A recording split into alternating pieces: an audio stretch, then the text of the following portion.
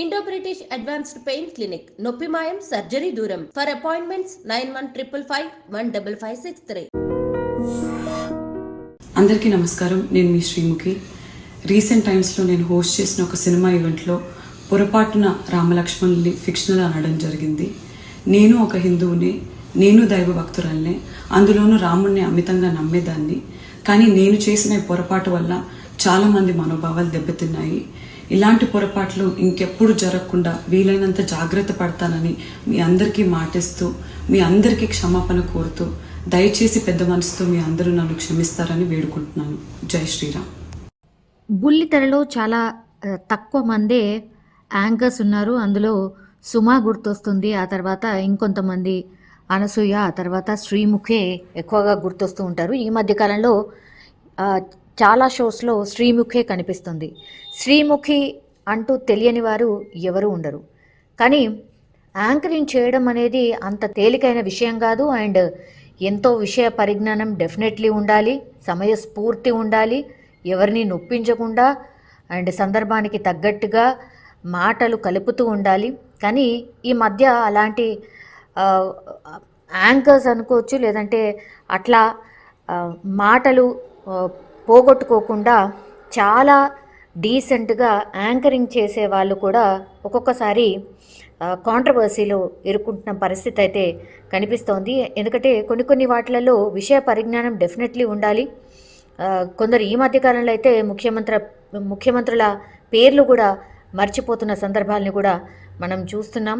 And ఇంకొందరు అయితే కొన్ని వివాదమైనటువంటి వ్యాఖ్యలు కూడా చేస్తున్న పరిస్థితి అయితే కనిపిస్తోంది. ఎందుకంటే ఇటీవల సంక్రాంతికి వస్తున్నాం అనే మూవీ ఈవెంట్ జరిగింది. అందులో యాంకర్ శ్రీముఖే హోస్ట్గా వ్యవహరించిన పరిస్థితి. సో ఈ సందర్భంలో నిర్మాతలు దిల్ రాజు కావచ్చు, శిరీష్లను పొగడ్తలతో ముంచెత్తడానికి ప్రయత్నించింది శ్రీముఖి.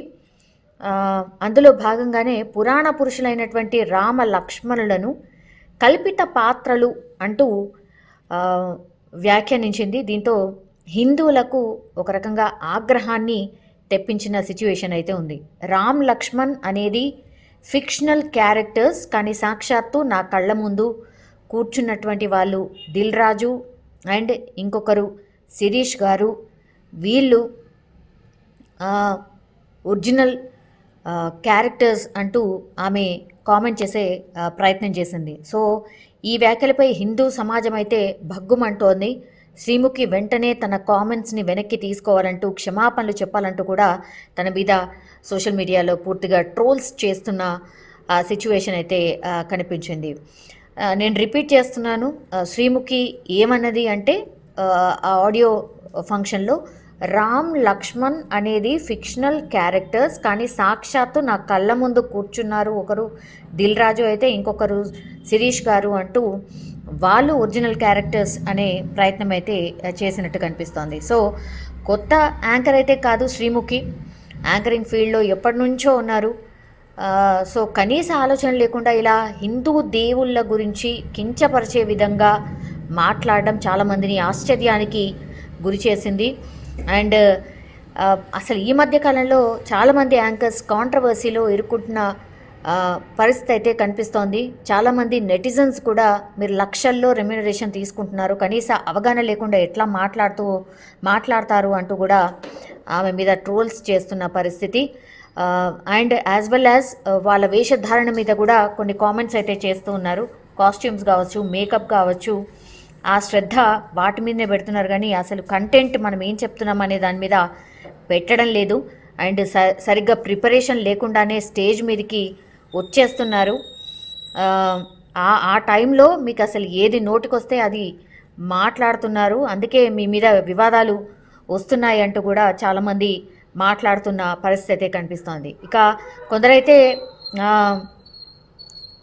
అంటే వాంటెడ్లీ కూడా కొంతమంది ఇట్లా ఫ్రీ పబ్లిసిటీ వస్తుందని కూడా చాలామంది ఇట్లా కాంట్రవర్సీ చేసిన తర్వాత కూడా కనీసం సారీ ఆర్ అపాలజైజ్ ఆర్ దాని మీద ఎక్స్ప్లెనేషన్ ఇచ్చే ప్రయత్నం కూడా చేయట్లేదు. కానీ శ్రీముఖి దానికి భిన్నంగా కొంత ఆమె స్పందించారు. కాసేపటి క్రితమే ఆమె సారీ చెప్తూ కూడా ఒక వీడియోనైతే రిలీజ్ చేసిన పరిస్థితి అయితే కనిపిస్తోంది. అందరికీ నమస్కారం. నేను మీ శ్రీముఖి. రీసెంట్ టైమ్స్లో నేను హోస్ట్ చేసిన ఒక సినిమా ఈవెంట్లో పొరపాటున రామలక్ష్మణుల్ని ఫిక్షనల్ అనడం జరిగింది. నేను ఒక హిందువుని, నేను దైవ భక్తురాల్నే, అందులోనూ రాముణ్ణి అమితంగా నమ్మేదాన్ని. కానీ నేను చేసిన ఈ పొరపాటు వల్ల చాలామంది మనోభావాలు దెబ్బతిన్నాయి. ఇలాంటి పొరపాట్లు ఇంకెప్పుడు జరగకుండా వీలైనంత జాగ్రత్త పడతానని మీ అందరికీ మాటిస్తూ, మీ అందరికీ క్షమాపణ కోరుతూ, దయచేసి పెద్ద మనసుతో మీ అందరూ నన్ను క్షమిస్తారని వేడుకుంటున్నాను. జై శ్రీరామ్.